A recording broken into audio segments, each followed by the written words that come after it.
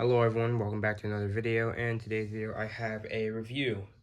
Okay, but before we get into that, I will say I know I've been away for a few days.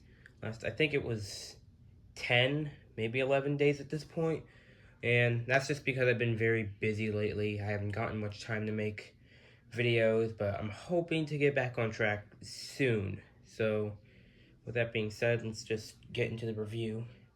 So, the device I have today is a Pole Station by ESL. It is the ESL 10, I actually don't remember the model number of this. I think it's a 103-01. It is a dual action pole station that can be unlocked with a simplex B key, which is kind of weird because I didn't know that ESL, I don't know, actually. I don't know if ESL is a separate brand of simplex, but for some reason it unlocks with a simplex B key. But, with that said, it's a conventional device. It is 2-wire. So it only has 2 terminal screws on the back here. They're flat heads, which means they can't take up a Phillips screwdriver, which is kind of unfortunate. This device has a simple button on the inside. It pulls like this. Very simple. Opening it up, we can see it also is I can't, whatever, but it's resettable as soon as you open the pull station. And as you can see, it does have a simple button that gets released when the pull station is activated. So, that's basically all the features on this. Oh yeah, another weird thing about this pull station, if you unlock it, you can basically turn the key a full 180 degrees if you wanted. Don't know why, but that's a feature.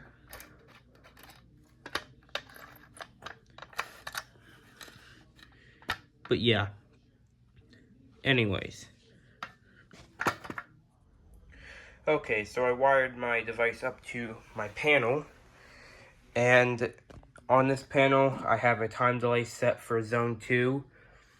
And, which means basically at the pre-signal delay, I'll just show you. If we go into programming here, go into timers, or read status mode. We go down to timers. I have a pre-signal delay for these devices set at 180 seconds, which is what I want. But without further ado, I'll go ahead and pull this device. Again, these alarms will not be activated, I don't think, because that is set on a pre-signal delay. So, without further ado, let's go to activate it. Push, then pull, fire.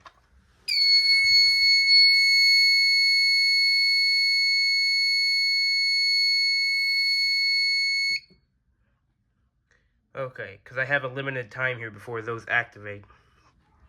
I know that says South Corridor. That's meant to be like that. I know I could change it, but I haven't bothered. Again, this is Zone 2. And, yeah. Also, the time and date is off. It is not 2007. It's not January the 1st of 2007. And it is not 1:44 a.m. It is actually light out. But, with that being said, we'll go ahead and reset the device.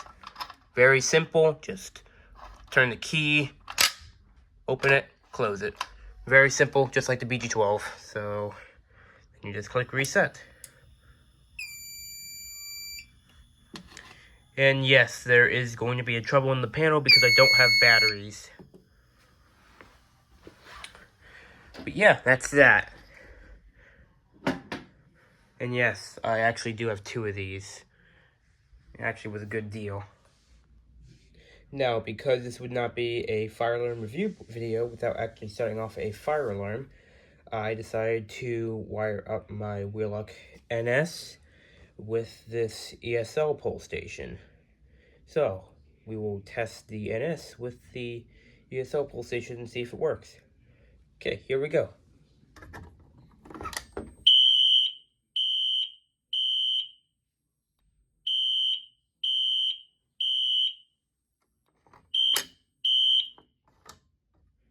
And as you can see, the pole station does in fact work. Okay everyone, that's going to be the end of the video. As you can see, ESL pole station, pretty good deal. 65 bucks for 2 of these ESL 103-01 pole stations. Not a bad deal. Kind of interesting, it comes with a Simplex B key. I've never seen a non-Simplex device work off of a Simplex key. But, you know, whatever, works. So, yeah, that's going to be the end of the video. Hoping to post more soon.